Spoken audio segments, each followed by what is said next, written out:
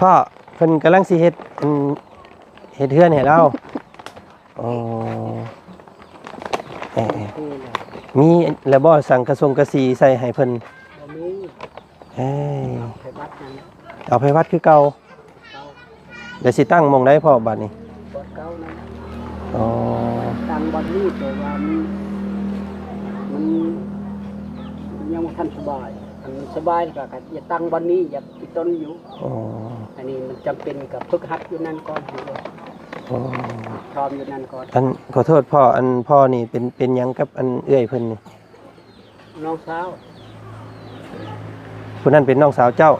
อ๋อนี่จะนี่ทั้งกะทิเยอะมองเยอะมองเยอะแล้วไหนเจ้านั้นอันเป็นลูกชายเราบ่ลูกแท้ๆนี่บ่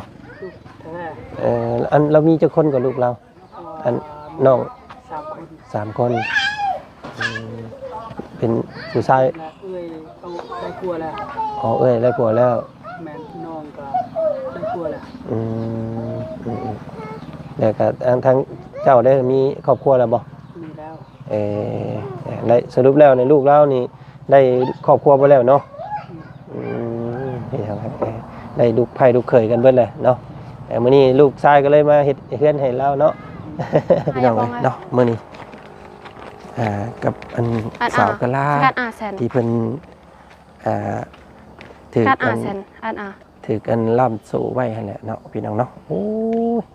เฮือนเพิ่นก็สบายดีเอ้ยเพิ่นสิเฮ็ดเฮือนตัวนี้ให้ใหม่แม่นบ่โดยตัวนี้มันหัวมันเพไปแล้วเนาะโดยสบายดีเด้อพี่น้องกันชื่อเขาได้บ่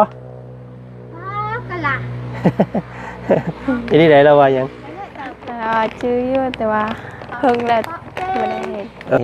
กินข้าวแล้วบ่ยังเลือกพายตั้งแม่น่ะยังอยู่มื้อนี้เนาะบ่มีแนวกินบ่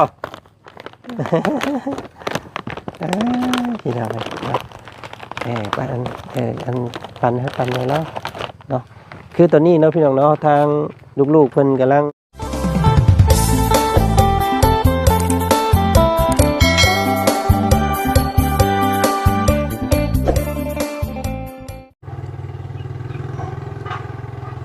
ผ่านไปผ่านมาพี่น้องเลยเนาะก็คิดอยากแวะหาเพิ่นหลายครั้งหลายคราอยู่เนาะแต่ว่าก็บ่ค่อยได้แวะเพราะว่าฟ้าลมฝนตกแน่พี่น้องไงเนาะมื้อนี้ว่าจันผ่านมาแล้วก็สังเกตเห็นอีหล่าเพิ่นอยู่พอดีมื้อนี้พี่น้องไงเนาะเดี๋ยวเบิ่งหน้าคุ้นๆว่าซั่นคือสิแม่นน้องเศรษฐีเนาะอีหล่าเพิ่นยืนกำลังเฮ็ดอีหยังอันนี้พี่น้องเพิ่นกำลังสิสร้างเฮือนบ่หรือว่าจังใดเนาะโอ้ยล่ะสบายดีเนาะเกือบบ่ชื่อเจ้าเนาะใหญ่ไว้อีหลีพี่น้องบ่เห็นกันแค่ 2-3 เดือนนึงล้นเติบหรือว่าเฮาบ่ได้เห็นกันจักเดือนได้ถึงเติบแล้วบ่เนาะขอนิบไม้เจ้านี่เนาะขออนุญาตเด้อเนาะกำลังเฮ็ดหยังอยู่นี่ล่ะสิเฮ็ดเฮือนใหม่ให้ปลาอ๋อสิเฮ็ดเฮือนใหม่ให้ผู้ที่อันน่ะเพิ่นอยู่หม่องเก่าหั่นบ่โดยอ๋อสิเฮ็ดให้เพิ่นใหม่มันหลังเก่านั้นมันเป็นหยังยามฝนตกมันหัวโดยอ๋อได้สิเฮ็ดอันแนวใดซะบัดนี้กำลังเริ่มนี่พี่น้องเอ้ยเฮ็ดกับไผเมื่อกี้นี่คือเห็นอ้ายบ่อ้ายโดยเฮ็ดเลยเนาะเอาสิเบิ่งนำนี่มาซอยกันเฮ็ดเป็นตัดไม้มาอันเป็นอัน4เสาพี่น้องเอ้ยเนาะกะสิเฮ็ดเป็นคล้ายๆคือเก่าอันนี้เนาะแต่ว่าให้เน้นหนากว่าเก่าเนาะสิเอาเพิ่นมาอยู่หม่องใดซะบัดนี้สิย้ายเพิ่นมาใหม่บ่ซื้อเขาตั้งบ่ได้จักสิตั้งหม่องเก่าบ่หรือว่าสิตั้งหม่องใหม่แล้วบ่ฮู้เนาะยังหาหม่องบ่ได้อยู่ว่าซั่นซะเบิ่งหั่นพี่น้องเนาะเพิ่นกำลังสินี่ แนวมุงแนวขังได้สามีแล้วบ่แนวขังแนวผาอหยังมีเด้อยังบ่มี โดยถ้ามีเงินก็ เอ่อ ค่อยเฮ็ดไว้ นี่พี่น้องเอ้ยเนาะให้เพิ่นตัดไม้อันลูกๆเพิ่นนั่นแหละเนาะตัดไม้มาว่าสิเฮ็ดซ่อมแซมเฮือนให้ลาวว่าซั่นซะเนาะไปพาอันไปเบิ่งอันป้าเจ้าอีกแน่เนาะมื้อนี้อันเราเอาซื้อขนมมาฝากเรา ขอบใจเด้อ เนาะบ่ได้มาเยี่ยมเราแต่หึงเลยเอ้ยเป็นจังไดอืมพี่น้องไอ้เนาะก็ยังจื้อจำกันได้อยู่บ่เนาะเนาะทางบ่จันได้เข้ามาแอนมาอัปเดต อันอา พี่ อ น้ ยา อก ง บอ เอ้ ก ยเนาะมื้อนี้กับอัน อัน สาวกะลา การอาแซน ที่เพิ่นถือ การ กั อาน แซนอันอา ถือกันล่ำโซ่ไว้หั่นแหละเนาะพี่น้องเนาะโอ้ยเฮือนเพิ่นก็สบายดีเอ้ย เพิ่นสิเฮ็ดเฮือนตัวนี้ให้ใหม่แม่นบ่ โดย ตัวนี้มันหัวมันเพไปแล้วเนาะ โดย สบายดีเด้อเอ้ยพี่น้องกันชื่อเฮาได้บ่ ก็ละ ทีนี้ไหนเราว่าหยัง ชื่ออยู่แต่ว่าเพิ่งแล้วบ่ได้เห็น แต่ว่าเฮิงแล้วบ่ได้เห็นกันเนาะโอ้สบายดีอยู่บ่ ได้ข่าวให้ได้ ฮะ ไปเต้นหันได้ข่าวเต้นนั่นกุ้ยครับมันนะ แล้วว่านี่ได อืม โอ้โหเด้อเพิ่นคือจ้องเครื่องเพลงใหม่ก็เครื่องอันนั้นจ้องเต้มาจอกเพื่อเรียวยอดแต่เอ็งเอาเพื่อเรียวอยู่นี่อย่างงวยกะละจ้ากะละเอ้ยเนี่ยหันกุ้ยข้ามมาเด้อ เดี๋ยวตะเว้าอย่าบ่ หันแล้วว่าหันกุ้ยข้ามมาแล้วนี่กุ้ยข้ามจ้อนั่นล่ะเจ็ดงานเจ๊เจ็ดงานจิ้วว้าวลูกเจ้ย มาจากไกลในเจตะเว้า เอาขนมมาให้มื้อนี้แก้ปันกันเนาะ โดย กินข้าวแล้วบ่ ยังนึกไปตั้งแม่เลย ยังอยู่มื้อนี้เนาะบ่มีแนวกินบ่ พี่น้องเนาะปันอันปันให้ปันหน่อยแล้วเนาะคือตอนนี้เนาะพี่น้องเนาะทางลูกๆเพิ่นกำลังสิเฮ็ดเฮือนให้เพิ่นใหม่เนาะไปเฮ็ดให้มองพักมองเช้าให้มันแน่นหนากว่านี้ว่าซั่นซะเนาะให้ได้แล้วก็ตอนนี้เพิ่นก็กำลังระดมพื้นไม้เนาะเป็นพวกสังกะสีมีบ่กินเบิดบ่เนาะกินเบิดอยู่บ่ บาทก็นั่นแหละ พี่น้อง คนหมอกพิมพ์กดมันเขียน เจตะเว้า สมอง เจตะเว้าจาสัก ขอบใจเนี่ยกว่าขอบใจแน่ ไปขอบใจ เอาขนมมาให้ขอบใจเลยบ่ขอบใจเด้อสัน ขอบใจเด้อ เดี๋ยวสิเอามาให้อีกเด้อมาเยี่ยมมื้อนี้พี่น้องไงเนาะบ่ได้มา เจตะเว้า บ่ได้มาเยี่ยมเพิ่นแต่โดนแล้วเนาะจนได้เด้อ 2-3 เดือนแล้วพี่น้องไงเนาะที่บ่ได้มาหาแล้ว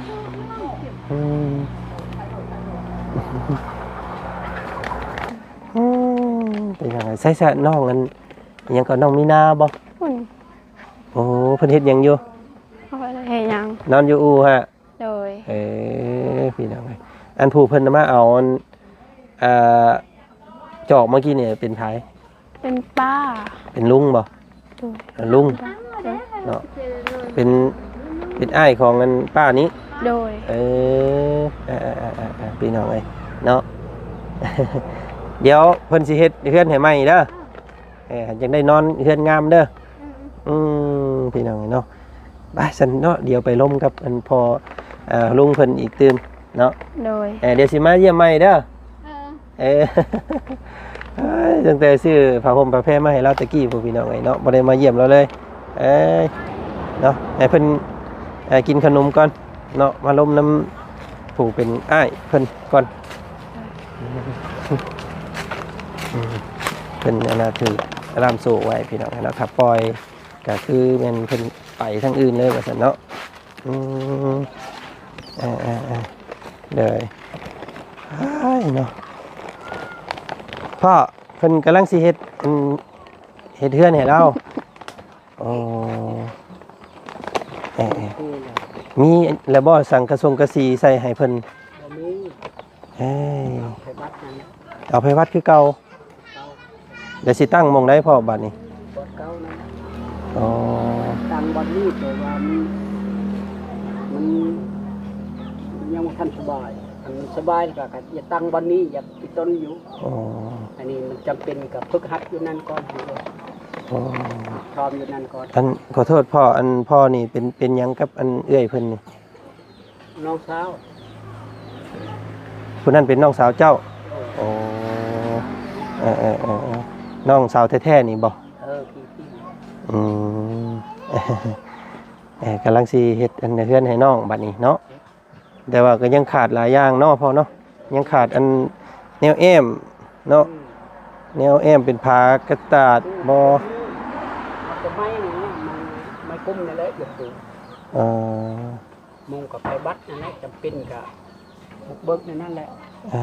ใช่นั่นคนแย่งนั่นแหละ โอ้ยพี่น้องเอ้ยเนาะอืม ตอน อันวงนึงนี่อันบ่จันตาผาดไปจักบอกคือว่าเห็นเพิ่นออกมาบ่เพิ่นบ่เคยออกมาบ่ออก ก็ บ่ ออกมา อยู่ เห็นเพิ่นตากอีหยังอยู่น้ำทิมทางนี่แม่นบ่ช่วงนั้น ออกอยู่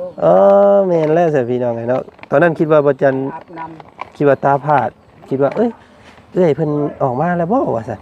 เนาะเพิ่นออกมาบ่ โดย ำเวลาออกก็ออก อืม ออกก็สิเป็นยังมันบ่ได้เฮ็ดคนมันบ่ได้ดีคนบ่ได้อันนั้นแต่ว่ารักษาอยู่นั้นรักษาเพื่อว่า เวลาแบบ สงบ แบบว่าเพิ่นอยากไปก็ไปสิเนาะแม่นบ่ ยันมันลดล้างนั่นแหละลูก เออ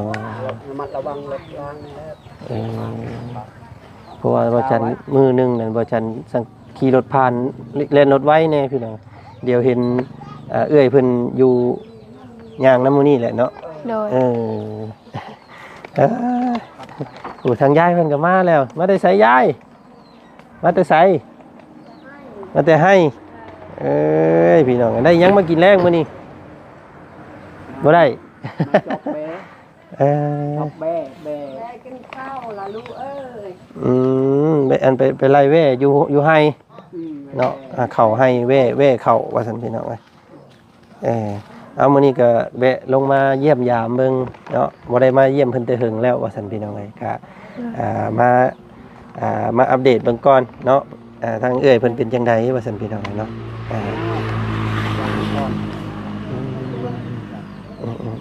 เอาให้อันเพิ่นลงมาเฮ็ดแล้วละเนาะสิเบิ่งนี่เฮ็ดรถ ก็ เฮ็ดแบบใดเพิ่นสิตอกนี่ได้นี่เนาะ อืม สิเฮ็ด4เสาคือเก่าบ่พ่อ อืม เจ้านี่แหละจังหวัดเจ้านี่แหละ โอ้เฮ็ดเฮือนหลังใหม่ให้เนาะให้อัน เฮ็ดลงไม้แล้ว แต่ว่ายังบ่มีที่มุงเด้อพี่น้องเด้อเนาะยังบ่มีแนวมุงยังบ่มีแนวแอมเนาะ จะในหน้ากินไปจ้าน่ะถ้าบ่ได้ อันเอาไปบัดนั่นเวลามันบ่ได้สบายมันจุ๊บ โอ้ ช่องช้ำเชื่อเลยพออัน เพิ่นจูด อายนี่มายามก็เอาน้ำมาบด โอ้ แต่เจ้าหน้าที่นั่นก็ใช้อยู่ เออ อืม ต้องเฮาป้องกันไว้เนาะเพื่อความอันนั้นเพิ่น อันตรายเลยไม่จุดตรวจมันเอาไผ่จุด เอาเนาะเอาลองเฮ็ดเบิ่งซะพี่น้องเนาะบ่ได้มาแต่ดนเพิ่นกำลังสิเปลี่ยนหม่องพักหม่องเช้าให้น้องเพิ่นให้เอื้อยเพิ่นมามื้อนี้ขอไม่ขอต่อปุบตุบตับนี่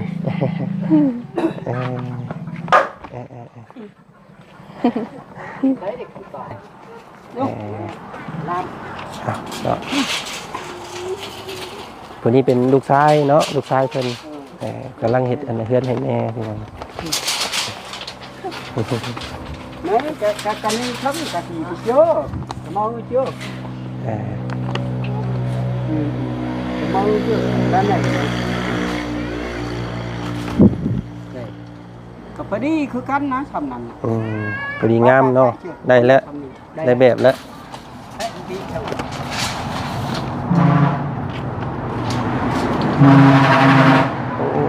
รถก็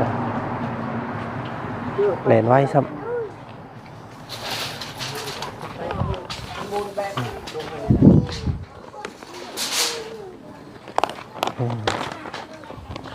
ได้แล้ว เจ้าเจ้าการโอเคเจ้ายอดเยี่ยมเจ้า ยันเจอยักษ์ว่ะยักษ์ล่ะ มีแนวกินแรงซ้ำมือแรงซ้ำมื้อนี้ก็เอาแต่ขนมมาให้อันเอ้ยเพิ่นจะซื้อเมื่อกี้นี้เนาะบ่ได้ซื้อแนวกินมาต้อนเราซ้ำเอาเป็นรอบหน้ารอบในก่อนมื้อนี้เดี๋ยวเราเอาเงินไว้ให้ซื้อเด็กตะปูเด้อเนาะซื้ออันนั้นซอยซุมเจ้าอีกเนาะเอาไว้ซื้อตะปูไว้ตอกเด้อเนาะไว้ตอกซอยมื้อหน้าสิมาเบิ่งว่าเพิ่นเฮ็ดโค้งขึ้นเนาะสิเอาสังกะสีบ่ใส่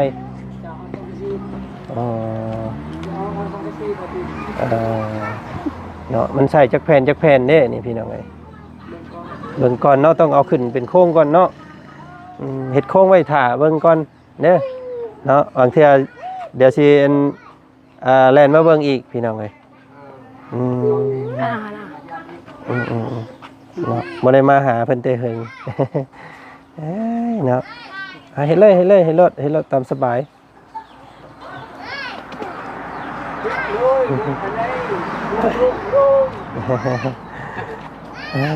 นะอีหล่าก็บ่ได้ไปใช้บ่เจ้าแต่ละมื้อไปเฮ็ดเวียกหยัง ก็เวลาไปเสียหญ้า ใช้ยาซอยยายเห็นบ่หาหน่อไม้ขายบ่ได้มีเวียกเป็นประจำเนาะ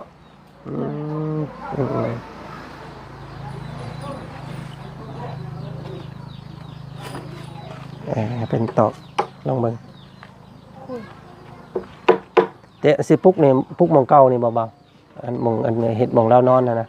สิใหญ่หม่องใหม่บ่ ก้อนมันเถื่อกันย้าย ง่ายเนาะ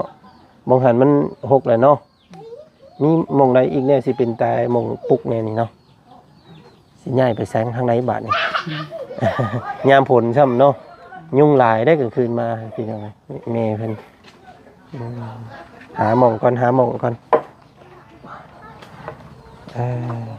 เจ้านั้นอันเป็นลูกชายเราบ่ลูกแท้ๆนี่บ่อันเรามีจักคนกับลูกเราอันน้อง3 คนเป็นผู้ชายได้ครัวแล้ว อ๋อได้ผัวแล้ว แม่น้องก็ได้ครัวแล้วแล้วก็ทั้งเจ้าได้มีครอบครัวแล้วบ่มีแล้วได้สรุปแล้วในลูกเรานี่ได้ครอบครัวบ่แล้วเนาะนี่ครับได้ลูกไผ่ลูกเขยกันเบิดเลยเนาะมื้อนี้ลูกชายก็เลยมาเฮ็ดเฮือนให้เราเนาะ เดี๋ยวยังขาดหลายอย่างเนาะสิเอายังใส่แอมให้เรานี่แอมผามันนี่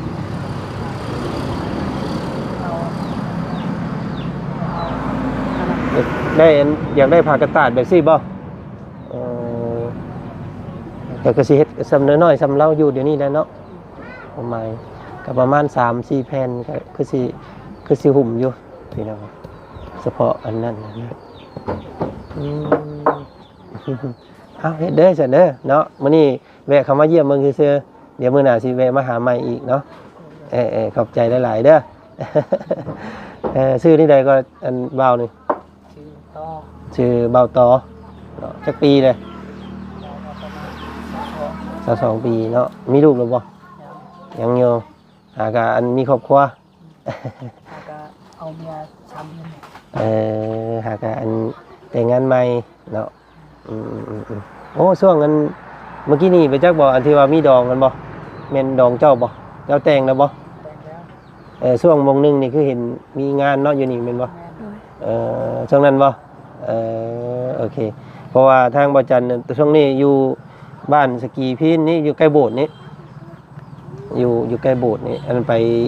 เฮ็ดเฮือนให้น้องป๊อปบ่น้องป๊อปน้องป๊อปเนาะอยู่เฮือนใกล้โบสถ์นะเนาะเห็นว่าน้องป๊อปเพิ่นว่ามีมางานดองมื้อนั้นว่าซั่นสิแม่นดองเจ้านี่แหละเนาะยินดีนำเด้อเนาะได้อันเมียใหม่เนาะ สั่งครอบครัวใหม่เอามาเฮือนบ่โอ้เอามาเลี้ยงแม่พี่น้องเนาะโอเคเฮ็ดเวียกหยังเจ้าแต่ละมื้อเฮ็ดสวนมันนี่เนาะบ่ได้มีอันบ่ได้เป็นบ่ได้เฮ็ดเวียกแบบโรงงานโรงหยังบ่ได้เฮ็ดเนาะ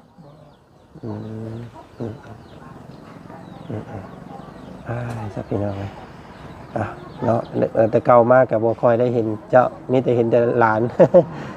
กับอันนั้นกับเอื้อยเพิ่นเอื้อยก็ล่าเนาะซื้อแล้วเนาะแม่นบ่เอื้อยล่าไปเชียร์หญ้าหญ้าตัดหญ้าเฮ็ดใหม่ให้แม่สักพี่น้องเอ้ยมื้อนี้เอ้าทั้งบัดจันซอยซื้อเด็กตะปูก่อนมื้อนี้เนาะมื้อหน้ามื้อในเดี๋ยวสิมาซอยอีกเด้อซอยอีกแห่งหนึงเด้อ เป็นกำลังใจให้เราสู้ๆเราเฮ็ดต่อ เนาะนี่ล่ะเนาะเดี๋ยวมื้อหน้าสิมาดินน้ำใหม่แล้วยายเด้อมื้อนี้บ่ได้ซื้อแนวกินเบะเดี๋ยวเห็นน้องเพิ่นยืนอยู่นี่ก็เลยเอ้าเพิ่นน้องเพิ่นเฮ็ดหยังเนาะว่าก็เลยเบะเข้ามาเบิ่งเนาะเอาเฮ็ดได้เลยพี่น้องเอ้ยเนาะเพิ่นไปแก้ไม้มาเฮ็ดเฮือนให้แม่มื้อนี้เนาะ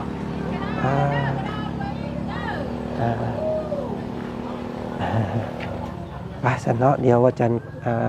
เดินทางก่อนพี่น้องไอ้เนาะเดี๋ยวมื้อหน้ามื้อในสิมาใหม่อีกแล้วกันได้น้องเด้อใจเด้อใช่ป่ะเด้อขอบใจหลายๆเนาะเอาไม้ขึ้นให้เราบ้างนึงโอเคขอบใจเด้อเนาะพี่น้องให้ทางลูกสาวกะลาเพิ่นเฮ็ดพักที่พักให้แม่เนาะก็เป็นโรคที่หลายคนเพิ่นก็สงสารพี่น้องเนาะมาถ่ายทำรอบก่อนก็มีแต่คนว่าโอ้ยเนาะเฮ็ดเฮือนมงพักให้เราดีๆกว่านี้แน่ว่าซั่นพี่น้องลูกๆเพิ่นก็บ่ค่อยมีเวลาเนาะกับบ่มีงบในการซื้อสิ่งดีนั่นแหละว่าซั่นพี่น้องเอ้ยเราก็เลยเอาแต่ผ้าบัดกับไม้เล็กๆน้อยๆพอได้ให้เรานอนแล้วก็ผูกเป็นล่ามโซ่พี่น้องถูกล่ามโซ่อยู่เนาะตอนนี้ก็ยังคือเก่าแต่เราก็การเว้าจาดีได้พี่น้องเอ้ยเนาะฮู้เบิดมีหยังก็ได้เนาะพี่ทางประตูเพิ่นโอ้ทางนั้นเพิ่นเฮ็ดอีหยังน้อน่ะเนาะโอ้เพิ่นแพ็คหน่อไม้ขายบ่โอ้ไปขายได้ไหนสาวเอ้า ขายได้ไหนขายถุงได้ไหนนี่ไปเปลี่ยนนี่ได้พอช่องเวียดเปลี่ยนอยู่เวียดโอ้ไปส่งเวียดเปลี่ยนเอาเขาเจ้าโอ้อันคือเห็ดถุงแบบนี้เนาะคือเห็ดถุงน้อยๆแท้เบิ่งขอเบิ่งหน่อยเด้อเพิ่นอันนี้มัน1แล้วบ่พอนี่1สุกแล้วบ่นี่สุกแล้วเนาะชุกบ่ได้ชุกปานใดแบบว่าลวกไว้นะเนาะเพิ่นคือเห็ดถุงน้อยแท้อันจักถุงยังได้เข้าสอบนึงโอ้ย5-6 พุ่นแล้วชอบน้อยบ่แม่นชอบใหญ่ไปเลขเข้าเนาะพอได้เข้ากินเนาะระวัง10 โลนี่ถุงนึงนี่พี่น้อง60 ถุงพอได้สิได้เข้าเจ้าถุงนึงว่าซั่นเนาะแก้ไขพอได้แก้พอได้เข้ากินเนาะพอเนาะหน่อไม้ก็หาหน่อไม้นี่แหละอันนี้ยังซั่นนี่ขายบ่นี่ขายมากเท่าไหร่นี่หอมเลยฮะเรียกว่าหอมหวานทำมาเทียบ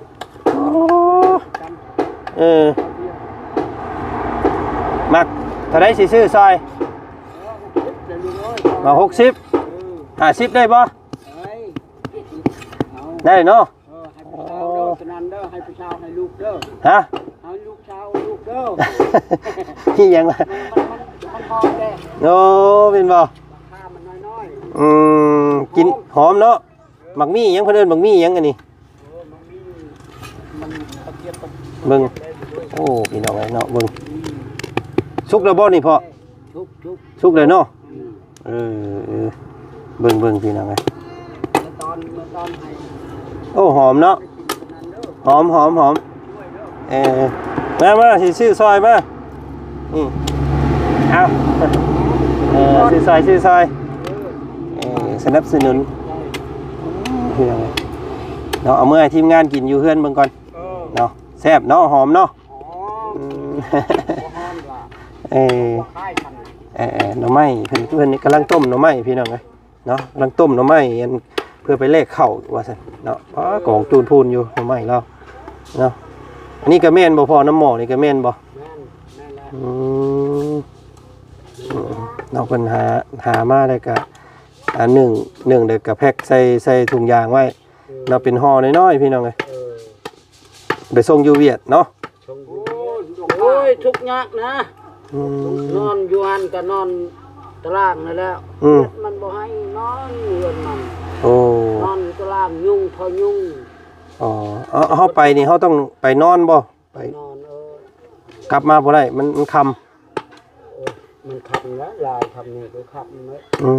ม โมเมนต์เปลี่ยวมันไล่คน ไปนอนว่าง่ายๆไปนอนขายเนาะไปนอนขาย แรกนี้กับพ่อแห้งเคียตายออก บอลตลาดนั่นจะชงบอลตลาดนั่นจะกล้องนั่นมันห้ามได้บ่ให้ได้มันออกติดมันได้มันหาย พี่น้องเนาะหาอยู่หากินเพิ่นก็ได้เอ้าเดี๋ยวมื้อหน้าสิมาส้มใหม่เด้อพอเด้อ ขอบใจเด้อ พี่น้องเอ้ยไปเนาะเดินทางทางอื่นต่อก่อนพี่น้องแวะมาดินน้ำน้องเศรษฐีเพิ่นแล้วเพิ่นกำลังปลุกเคลื่อนให้แม่อยู่ว่าซั่นก็เลยแวะลงมาเยี่ยมมายามเบิ่งมื้อพี่น้องเนาะก็ได้ซอย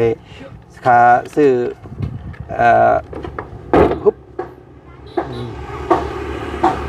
ซื้อตะปูเล็กๆน้อยๆเนาะพี่น้องก็สำหรับผู้ใดที่ยังบ่ทันได้เบิ่งคลิปนี้เนาะพี่ก็เอื้อยเนาะหรือว่าแม่ของน้องผู้ที่เฮ็ดเฮือนให้แม่นี่แหละพี่น้องเป็นเพิ่นก็คล้ายๆเป็นคนเป็นบ้าว่าซั่นเนาะบางมื้อขึ้นมื้ออยากไปก็ไปอยากเล่นชะลุดเล่นนั่นนะเนาะเพิ่นก็เลยผูกไว้สิประมาณนั้น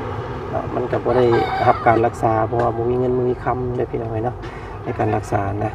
ก็ปล่อยให้แม่เป็นแบบนี้ว่าซั่นซะพี่น้องครับเป็นกำลังใจให้พวกเพิ่นเด้อพี่น้องเนาะก็มีแต่ว่าซอยหมู่พักหมู่เซาให้เพิ่นเนาะพี่น้องเนาะมื้อนี้ก็ซอยสำนี้ก่อนมื้อนี้พี่น้องสบายดีเด้อเนาะทุกคนไปพี่น้องเอ้ยเดินทางต่อ